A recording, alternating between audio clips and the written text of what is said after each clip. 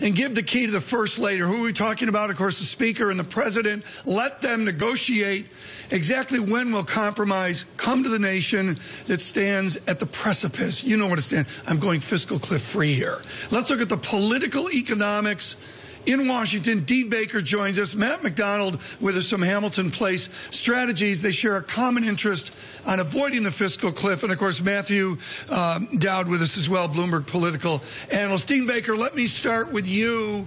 The backdrop here, as you know, is a weak economy. What would you like to see in the fiscal cliff debate, given how weak this economy is?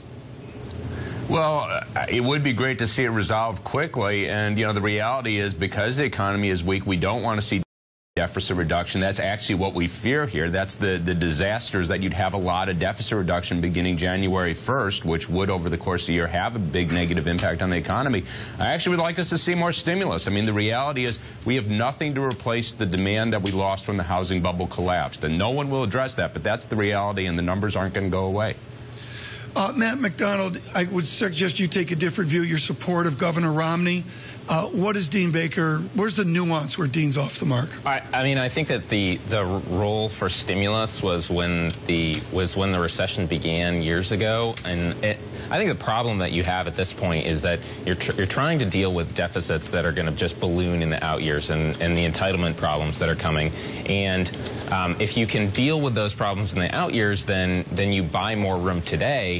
But after running 4 years of trillion-dollar deficits, the credibility to be able to go and ask for stimulus at this point and say, hey, you know, we need stimulus to get it over the edge, get it a little better, I just don't think the will is there in Washington. Dean, with all your work at the Economic Center of Policy and Research, do you think this economy is going to be crushed if we go over the fiscal cliff and no deal? Well, I think people badly misrepresented this because, you know, we do have the analysis from the Congressional Budget Office and others showing a sharp slowdown in growth, in fact, a recession later in the year. But that's premised on the idea not that we missed the January 1st deadline, but we go the whole year paying higher taxes and lower spending. And that's not implied by missing the January 1st deadline. Nothing prevents Congress and the President from reaching a deal January 10th, January 15th. So if we were to go that whole year, yes, that would be a very, very serious issue. But missing the January 1st deadline really is almost no consequence at all. Let's have Matt Dowd jump in. A question maybe for Matt McDonald. Well, a question for both of y'all is don't we think that the real problem here is the lack of certainty in this? Is that the policies, the tax policies, the specific tax policy and the specific spending policy are one thing, but the lack of real certainty that we haven't been able to provide businesses in the country is what's really caused us. We're debating tax cuts that have been temporary for a decade. I mean, it's almost as if uncertainty is built into the system in Washington at this point. You careen from grand bargain to grand bargain to grand bargain without solving long-term problems, without solving short-term problems. Well, I love that. Dean Baker, help us here. I love that word careened. That's what we feel like, you know, outside of the Dean Baker, Matt McDonald, Matt Dowd sphere. When do we stop careening?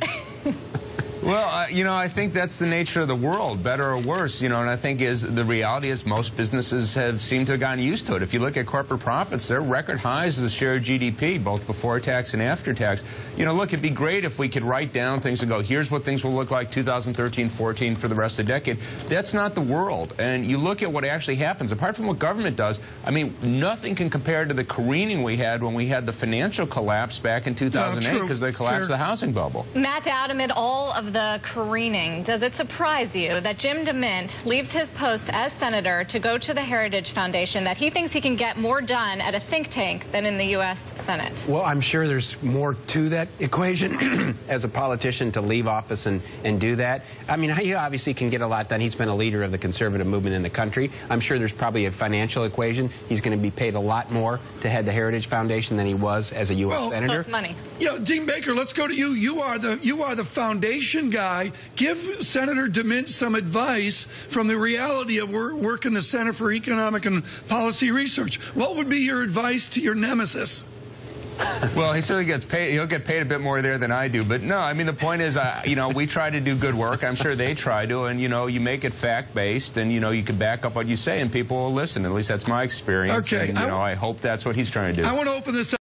Up quickly here for a spirited debate. I think the president's got to get more engaged in the legislative process. Matt McDonald, let me start with you. When is this president going to stop meeting with CEOs and go out there and make sausage? Well, it's not even meeting with CEOs. He's doing a practical campaign tour, meeting with voters in Virginia and Pennsylvania, and he's got to work the phones. He's got to talk the deal. He's got to get into the details of this stuff. And it's amazing to me the degree to which we're not following negotiations one-on-one. He needs to expand the playing field, talk about more stuff, not less. Dean Baker, do you agree?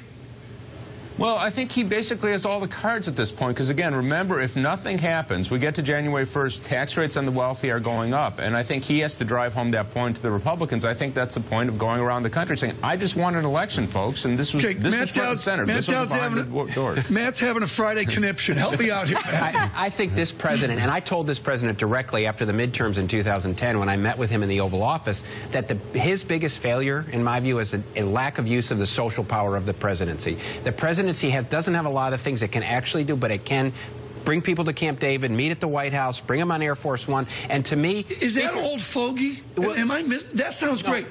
Party at Camp David. Every leader is a person and grew up in a family where dynamics mattered. Speaker Boehner is one of 12 kids. He would respond very well to one-on-one conversations, to golf trips, to many things, and the president has not used... Okay, let's bottle this. Matt McDonald, thank you. Dean Baker, thank you. Matt Dowd, thank you. We got to do this like once every 2 weeks or so. This has been great. All of you. Great roundtable. Thank you. Oh, well, Matt was talking about family and how Speaker Boehner is one of 12 children.